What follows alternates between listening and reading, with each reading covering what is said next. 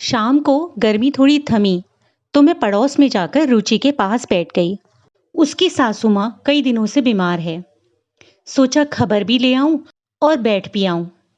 मेरे बैठे बैठे उसकी तीनों देवरानियां भी वहां आ गईं। अम्मा जी कैसी हैं? शिष्टाचारवश पूछकर इत्मीनान से चाय पानी पीने लगी। फिर एक एक करके अम्मा जी की बातें होने लगी, सिर्फ शिकायतें। जब मैं आई तो अम्मा जी ने ऐसा कहा, वैसा कहा, ये किया, वो किया। आधा घंटे बाद सब यह कहकर चली गईं कि उन्होंने शाम का खाना बनाना है। बच्चे इंतजार कर रहे हैं। कोई भी अम्मा जी के कमरे तक भी नहीं गया। उनके जाने के बाद मैं रुचि से पूछ बैठी, रुचि, अम्मा जी आज 1 साल से बीमार हैं और तेरे ही पास हैं। तेरे मन में नहीं आता कि कोई और भी रखे या इनका काम करे? माँ तो सबकी है। उसका उत्तर सुनकर मैं तो जड़ सी हो गई। वह बोली, बहन जी, मेरी सास 7 बच्चों की माँ है। अपने बच्चों को पालने में, उनको अच्छी जिंदगी देने में कभी भी अपने सुख की परवाह नहीं की। सबकी अच्छी तरह से परवरिश की। ये जो आप देख रही हैं ना, मेरा घर, पति, बेटा, शानो शौकत, सब मेरी सासू जी की ही देन है। अपनी अपनी समझ है। मैं तो सोचती हूँ इन्हें क्या क्या खिला पिला दूँ, कितना सुख दूँ।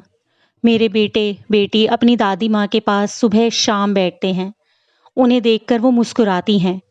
अपने कमज़ोर हाथों से वे उनका माथा, चेहरा और शरीर सहलाकर उन्हें जी भरकर दुआएं देती हैं। जब मैं उनको नहलाती, खिलाती पिलाती हूँ और उनकी सेवा करती हूँ, तो जो संतुष्टि के भाव मेरे पति के चेहरे पर आते हैं, उसे देखकर मैं धन्य हो जाती हूँ। मन में ऐसा एहसास होता है जैसे दुनिया का सबसे बड़ा सुख मिल गया हो। और फिर वह बड़े ही उत्साह से बोली, एक बात और है, ये जहाँ भी रहेंगी घर में खुशहाली ही रहेगी। ये तो मेरा तीसरा बच्चा बन चुकी हैं। और ये कहकर वो सुबक सुबक कर रो पड़ी। मैं इस जमाने में उसकी यह समझदारी देखकर हैरान थी। मैंने उसे अपनी छाती से लगाया और मन ही मन उसे नमन किया और उसकी सराहना की कि कैसे कुछ निहित स्वार्थी और अपने ही लोग तरह तरह के बहाने बना लेते हैं तथा अपनी आज़ादी और ऐशो अय्याशी के लिए अपनी प्यार और ममता की मूरत को ठुकरा देते हैं।